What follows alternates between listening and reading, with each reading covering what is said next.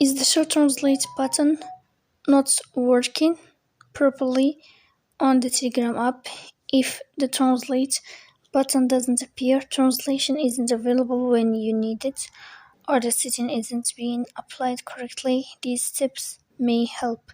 In this video, I will show you how to fix show translate button on Telegram. The first thing you have to do is to go to Telegram app. Then here in this page, you will find this window. You will click on settings. In this page of settings, what you will find is this window of language.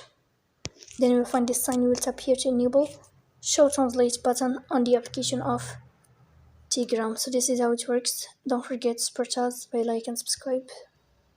See you next time in another video, and thank you for watching.